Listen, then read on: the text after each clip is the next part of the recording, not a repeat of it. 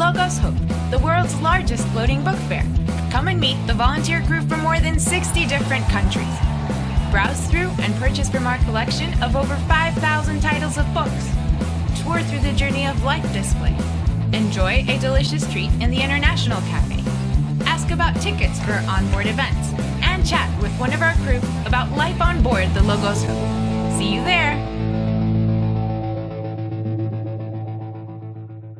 St. Kitts and Nevis has appealed to more developed countries to play a more active role in reducing their contribution to adverse climate conditions that are impacting small island developing states, as witnessed by the ravages of Hurricanes Irma and Maria. Batting for the Caribbean nations at the United Nations General Assembly in New York on Saturday night was the Federation's Minister of Foreign Affairs, Mark Brantley, who drew the attention of the international community to the climate plight of small Caribbean states.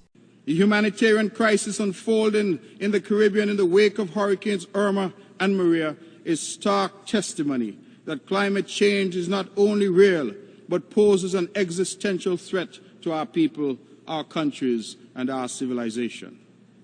The world has deliberated and negotiated.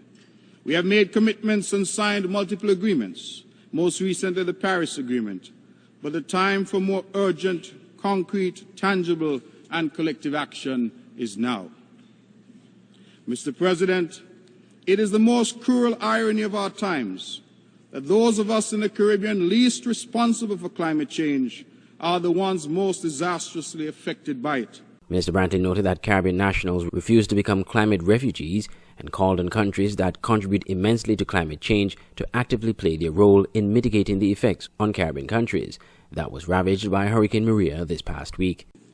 The world must not stand by and allow the evils of climate change to force Caribbean people to become climate refugees.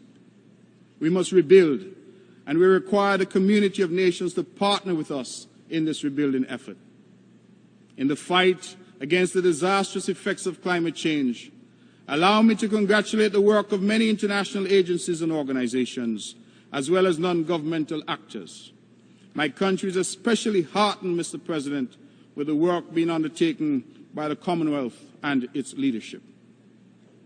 Mr. President, it follows that if we are to achieve a sustainable planet, it requires an all-hands-on-deck approach. He criticized international multilateral groups for grouping Caribbean islands like St. Kitts and Nevis as high and middle-income countries based on GDP per capita, as this is preventing Caribbean countries to access funding to rebuild after a natural disaster.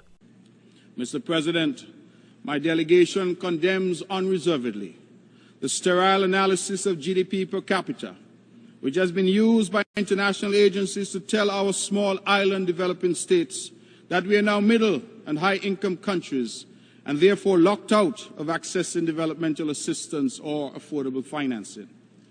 Mr. President, it is a travesty and a tragedy for the world community to witness such destruction caused by forces entirely outside the control of Caribbean nations, and then refuse to allow those very nations access to the necessary resources to rebuild. Andre Huey, SKN Newsline.